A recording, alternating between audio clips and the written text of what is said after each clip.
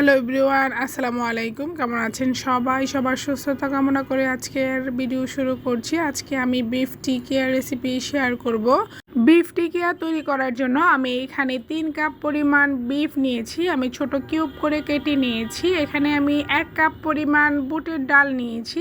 3 কাপের জন্য 1 কাপ বুটের ডাল ব্যবহার করেছি। 3 কাপের জন্য 1 কাপ বুটের ডালই পারফেক্ট হয়, খেতে খুবই টেস্ট হয়। ডালের পরিমাণ বেশি হলে দেখা যায় খেতে ভালো লাগে না। এখানে আমি 3 কোয়া রসুন ছোটো কুচি করে নিয়েছি। একটা বড় আদার টুকরাকে আমি ছোটো কুচি করে নিয়েছি। আমি এখানে গরম মশলা দিয়েছি, এলাচ, দারচিনি, তেজপাতা দিয়েছি, গোলমরিচ। দেখেই বুঝতে পারছেন আমি যেহেতু পরিমাণ বলে দিয়েছি, বাকি মশলাগুলো দেখছেন। স্বাদ মতো আমি লবণ ব্যবহার করে নিয়েছি। এখানে আমি ব্যবহার করেছি শুকনা মরিচ 4-5টা। এখন আমি পরিমাণ মতো পানি দিয়ে দেব যেন ডাল এবং মাংসটা সিদ্ধ হয়ে যায়। ওই পরিমাণ পানি দিয়ে আমি একদমই অল্প আছে ডাল এবং মাংসটাকে সিদ্ধ করে নিব ভালো করে।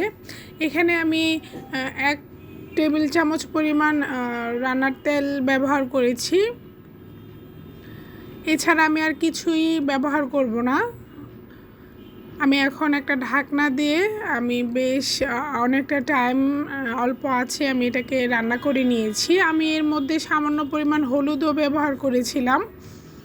তো দেখতেই পাচ্ছেন একদম পারফেক্ট আমার মাংস এবং বুটের ডালটা সিদ্ধ হয়ে গিয়েছে। এখন আমি চুলার আঁচটা বন্ধ করে আমি এটাকে ঠান্ডা করে নিব। তারপরে একটা আমি ব্লেন্ডার জারে ব্লেন্ড করে নিব বা পাটায় পিষে নিলেও হবে। আমি আস্ত গরম মশলাগুলো উঠিয়ে নিব। উঠিয়ে তারপর আমি ব্লেন্ডার জারে এটাকে ঠান্ডা হলে ব্লেন্ড করে নিয়ে আমি টিকিয়াগুলো তৈরি করে নিব।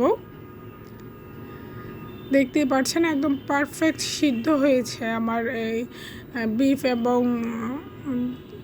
বুটের ডালগুলো।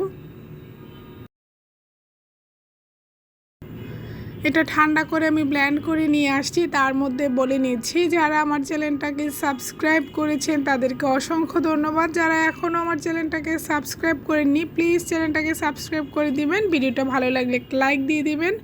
আপনাদের একটা লাইক আমার ভিডিওগুলো আরও অনেকের কাছে পৌঁছে দিবে।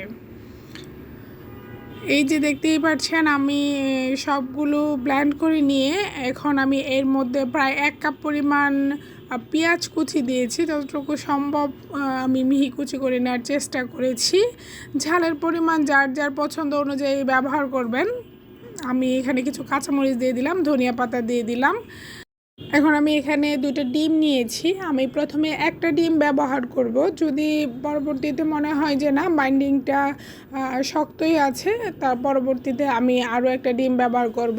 একসাথে 2টা ডিম ব্যবহার করতে যাবেন না, তাহলে দেখা যাবে টিকিয়াগুলো বেশ নরম হয়ে যাবে, বানাতে প্রবলেম হবে।